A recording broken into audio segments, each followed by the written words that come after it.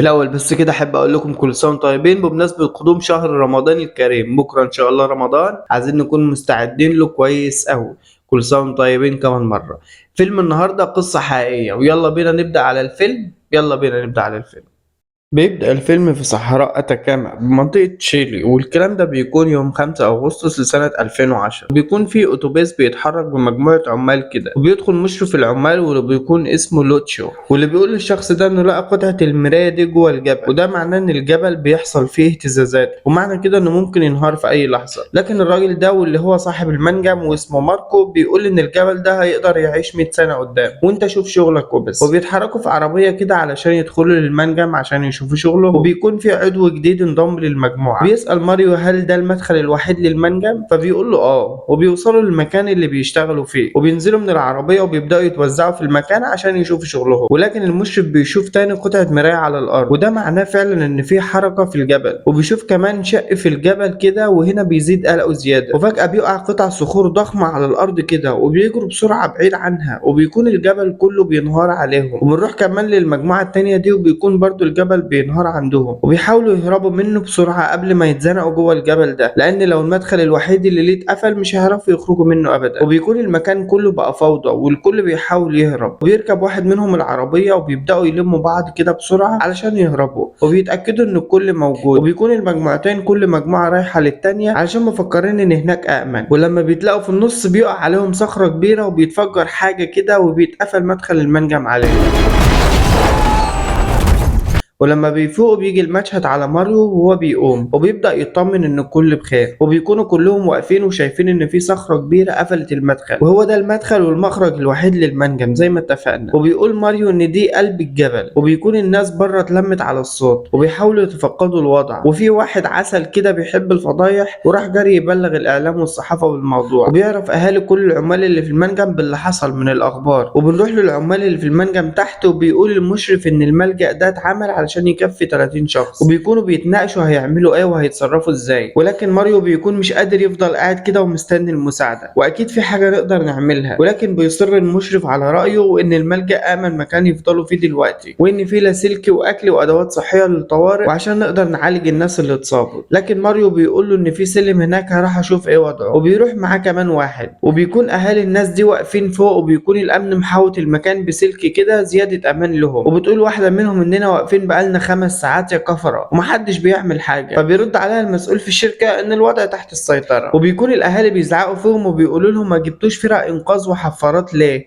وليه محدش بيعمل حاجة. وبيكون وزير المعادن وهو المسؤول عن الموضوع ده بيتكلم مع رئيس الدولة اللي هي دولة تشيلي، وبيقول له انهم لازم ياخدوا خطوة لان في 33 شخص تحت الارض. فبيقول له احنا ما نعرفش ان كانوا عايشين ولا لا، وكمان الحكومة ملهاش تاخد خطوة في الموضوع ده لان دي مصلحة خاصة. ولكن الوزير بيقول لا، اعتقد اننا لازم ناخد موقف، واعتقد ان المفروض اروح بنفسي لهناك واشوف ايه اللي بيحصل، لاننا لو ما اتحركناش هيبان اننا مش فارق معانا ارواح الناس دي. وانت عارف الاعلام بقى يا ريس يا اخويا ما بيسيبش حد في حاله. وفوق كل ده فاعتقد اننا علينا مسؤولية اخلاقية لازم نشتغل بيها. 33 روح يا فندم اعتقد يستحقوا اننا نتعب شوية علشان نحاول على الاقل ان احنا ننقذ. رجولة يا اقسم بالله. بنروح للمجموعة اللي تحت، وبنشوف ماريو والشاب اللي معاه ده وهم بيحاولوا يطلعوا لفوق بالمكنة دي قدر الامكان، وبينادوا كده لكن محدش بيسمعه. ولما بيكون طالع السلم بيلاقيه مش كامل للنهاية، وبينزلوا تاني. وبيجي اليوم التاني، وبيكون الاعلام والصحافة والامن مالين المكان، وبيروح فعلا الوزير للموقع علشان يشوف ايه اللي بيحصل. ولكن الاخت دي بتبهدله وبتقول له احنا عارفين الحركات دي، وانك جاي لما الاعلام جه عشان الاعلام بيقول انك مهتم باللي بيحصل وكل الكلام العبيط ده. يا باشا انا عايزه منك وعد دلوقتي انك هتعمل حاجه بجد. فبيوعدها انه هيعمل قصارى جهده علشان ينقذ الناس دي. وبيروح الوزير لصاحب المنجم وبيحاول يوصل معاه الحل. بيقول له صاحب المنجم على فرض انهم اصلا عايشين ففي هناك اكل وشرب يكفي ل3 ايام بس. بعت رجالتي يحاولوا يوصلوا لهم ولكن مفيش فايده. طب وايه اللي نقدر نعمله دلوقتي عشان نقدر نوصل لهم؟ وبيجي المشهد على الوزير بميكروفون كده وبيتكلم مع اهالي الناس بعد ما احبطوا صاحب المنجم، وبيقول لهم ان الحكومه بتقيم الوضع وان في عمليه انقاذ هنحاول نعملها ولكنها خطر، عشان كده نأجل الموضوع شوية لحد ما نشوف حل أفضل. فبتجري عليه الحاجة دي وتظرفه بالقلم وتقول له أنت وعدتني. وبيكون الناس كلهم بيصيحوا وبيعيطوا على رجالتهم اللي تحت. وبيشوف الوزير المنظر ده وبيصعبوا عليه. وبننزل تاني للشباب اللي تحت وبيقول واحد فيهم جه وقت الغداء وبيكونوا كلهم بيتخانقوا علشان الأكل. وبيقول لهم ماريو إن ده كل الأكل اللي موجود عشان نفضل عايشين ولازم يتقسم بعناية عشان يكفي الكل. فبيكون المشرف بيسأل باستغراب هل ممكن فعلا يستنوا ل3 أيام. وبيكون غيره محبط وبيقول إن محدش هيجي لهم أصلا ولا هيحاول ينقذهم. لكن بيزعق فيه ماريو وبيقول له هيحفروا وهيوصلوا لنا، ولو الحكومة ما عملتش كده أهالينا هيعملوا كده، ولو ما فيش مكان هيحفروا بإيديهم عشان يوصلوا لنا.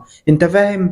وبيبدأ ماريو يحسب الأكل كله ويقسمه على الكل. وبيطلع الوزير في لقاء تلفزيوني وبيقول إن الحكومة متكفلة بالموقف بالكامل وإننا هنعمل قصارى جهدنا. وبيروح واحد مكلف من الرئيس عشان يساعد الوزير ده في العملية دي. وبيبدأوا يفترضوا الاحتمالات المتاحة حاليا. ويقول له على فرض إنهم عايشين فإحنا لو ما خرجناهمش بسرعة هيطلعوا 33 جثة. وبيبدأ يجيب له نموذج هندسي للمنجم اللي هم فيه وبيشرح له هم فين دلوقتي بالظبط، في مكان 5 متر على عمق 200 دور من المباني بتاعتنا. لكن الخبر الكويس ان احنا هنقدر نحفر، وافضل سيناريو في المسار اللي احنا فيه ده ان احنا هنوصل لهم خلال 8 ايام. وبيكون مستغرب الوزير ان الحل الوحيد فعلا هياخد 8 ايام على اساس ان ده رقم كبير قوي يعني. المهم بيكمل كلامه وبيقول له في مشكلة تانية، انه في نسبة انحراف في الجبل من هنا، وده معناه اننا لو حفرنا باقصى سرعتنا لمدة 24 ساعة فالحفار هينحرف عن مساره. من الاخر كده يا وزير نسبة النجاح في عملية الانقاذ دي اقل من 1%. وبيكون ماريو لسه بيقسم اللبن عليهم وكل واحد بياخد جزء بسيط قوي وبيقول لهم ان الوجبه جايه بعد 24 ساعه. نطلع تاني فوق وبيكون الحفارات وصلت اخيرا وبيكون الاهالي مبسوطين بالخطوه اللي اخدوها على ارض الواقع. وبيكونوا تحت وبيسمعوا صوت الحفار وبيتبسطوا قوي انهم بيحاولوا ينقذوهم فعلا وبيحيا فيهم الامل مره تانية. وبيجي اليوم الخامس وبتكون الحفارات لسه شغاله من غير ما بتقف. وفجاه بيقف الحفار وبيقول المهندس اللي اتكلف بالعمليه دي مع الوزير ان الماده اللي في الارض دي اصلب من الجرانيت بمرتين وان الحفارات دي مش هتنفع. قال له عادي هجيب لك غيرها. وبيكون الاهالي مش قادرين يستنوا، بمجرد ما وقفوا شويه راحوا يسالوه. فبيحاول الوزير يهديهم ويفهمهم انهم بيعملوا كل اللي يقدروا عليه. وبنروح لليوم الثامن وبيكون الاخ ده عرف طريقه كده ينقي بيها الميه عشان يقدروا يشربوها. وبيكون ماريو مستمر زي ما هو بيقسم في الاكل والشرب عليه. وبيعرفوا الشاب ده انه عرف يعمل طريقه ما ينقي بيها الميه ويقدروا يشربوا منها. بعد كده بنوصل لليوم ال 12 وبيقول واحد كده للوزير انهم قربوا قوي وباقي بس 6 متر. وبيكونوا تحت سامعين الصوت ومبسوطين قوي انهم قربوا منهم. ولكن بعد شويه بيكونوا ادركوا انهم حفروا في المكان الغلط وبيكونوا متضايقين قوي وبيحبط الوزير والناس اللي معاه. وبيقولوا انهم فعلا انحرفوا عن المكان الصح بقيمه 10 متر تقريبا. وبيبص كده الوزير للاهالي وهم صعبانين عليه. ولما بيقعد بالليل مع الاخ ده بيقول ان الوضع بقى مستحيل لانهم فعلا زمانهم ماتوا من الجوع. بعد كده بنوصل لليوم ال 14 وبيكونوا تحت مضطرين يشربوا اي ميه وخلاص، ومش لازم تكون نظيفه، اي حاجه تخليهم عايشين والسلام. وبيكونوا قاعدين كلهم مع بعض كده وبيصبروا بعض. وبيكون المهندس اللي كان مكلف من الرئيس بيلم اغراضه علشان يمشي. وبيجي عليه الوزير وبيقول له انت رايح فين؟ الناس اللي بره دي معتمده علينا، في 33 شخص تحت الارض. فبيقول له الامل اللي انت مصدقه ده مش حقيقي وانت بتضحك على الاهالي دي بكلام مش موجود، الناس اللي تحت دي امرهم انتهى. وبعدين بيقرر الوزير انه يحل المشكله دي لوحده وبيبدا يحط خطه معينه يمشي عليها ويرسم على الارض كده الوضع اللي هم فيه. وبيقول الوزير للمهندس اننا لازم ناخد من صلابه الصخور دي دليل الوصول ليهم. فبيقول المهندس مستحيل، انت كده بتهد الجبل فوقهم. وبيبدا الحفر مره تانية وبنوصل لليوم ال 17 وبيكون الناس تحت بيموتوا بالبطيء من الجوع والعطش. وبيكونوا بيدعوا ربنا وبيصلوا كتير عشان خلاص دي النهايه وكلهم مصدقين كده. لكن فجاه بينزل في الحته اللي ماريو قاعد فيها الحفار وبيفتح فوقهم فتحه فبينادي على المجموعه كلها بصوت عالي. وبيكونوا مبسوطين قوي لانهم اخيرا وصلوا لهم. وبيكونوا بيخبطوا على الحفار كده جامد علشان يعرفوا ان هم هنا. وبيسمع الوزير على الحديد كده صوت الضرب بتاعهم وبيكون حاسس ان في حد، لكنهم بيكونوا رشوا فعلا على الحديده بتاعه الحفار رش احمر وبعتين معاه رساله علشان يعرفوا ان هم فعلا تحت. والرساله بيقولوا فيها ان كلنا في المنجم وكلنا بخير. فبيفرحوا قوي الاهالي وبينزلوا لهم بالحفار كاميرا عشان يطمنوا عليهم. بيكلمهم الوزير ويطمن عليهم وبينزل الخبر في الاعلام انهم قعدوا 17 يوم تحت الارض واخيرا قدرت الحكومه توصل لهم. وبيكونوا بيبعتوا لهم اكل عن طريق الماسوره دي وكل واحد منهم بيكلم اهله عشان يطمن عليهم. وكل اعلام العالم تقريبا بيكون بينقل الخبر ده. وبيكون الاعلام نشر ان ماريو كان المسؤول على بقائهم احياء وان في مؤسسه معينه عرضت على زوجته مبلغ كبير مقابل انه يكتب لهم كتاب بالقصه كامله.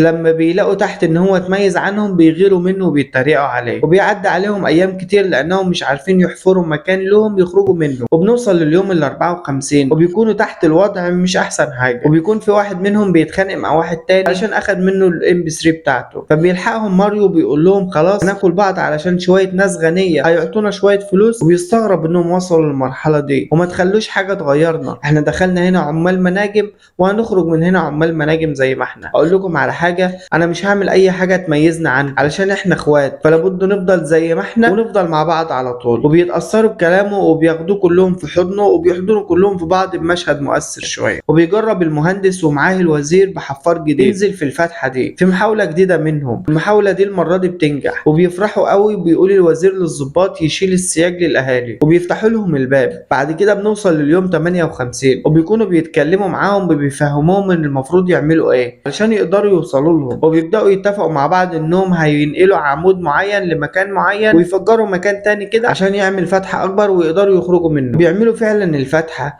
وبيقدر يدخل الحفار الاوسع لهم، وبيعملوا كبسولة كده وهيقدروا بيها يخرجوهم واحد ورا واحد. لكن بيقول لهم المهندس ان الموضوع مازال فيه خطر، وان اول واحد هيخرج هو اكتر واحد في خطر، فليكم انتوا حق الاختيار مين اللي هيكون الشخص ده. واخيرا بيجي يوم 69 وبتنزل الكبسولة لهم وبتوصل لهم فعلا تحت الارض، ودلوقتي مستعدين لاول واحد هيركب الكبسولة دي، وبيقول لهم انهم مستعدين، وبتطلع الكبسولة شوية بشوية وبيكون الكل مستني، وبتكون نبضات قلبه بتجري بسرعة، وفجأة بتقف الكبسولة في النص، وبيكون الاكسجين اللي واصل له قليل ومش بيكون قادر يتنفس، ولكن بتتحرك تاني الكبسولة بعد ما بيبدأوا يتوتروا كده ومش عارفين يتصرفوا ازاي، وبتبدأ تسحبه تاني كويس، وفي الاخر بيطلع اخيرا وبيكون كويس وسليم وكله زي الفل. فبيحتفلوا قوي بيه طبعا، وبيكونوا كلهم مبسوطين بانهم نجحوا في انقاذهم، وبيبداوا يخرجوهم كلهم واحد ورا التاني لحد ما بيجي الدور على اخر واحد وهو المشرف بتاعهم، واللي بيكون كتب على الحيط ان هنا عاش 33 راجل من 5 اغسطس ل 13 اكتوبر، وبيكون زعلان على الفراق،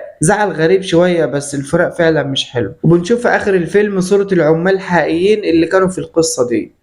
بس كده يا صديقي، وبيخلص الفيلم لحد هنا، وكل اللي وصل لحد هنا انتوا اجدع ناس. قول لنا بقى رايك في التعليقات، واكتب لنا اي اقتراحات عايزنا نعملها الفتره اللي جايه.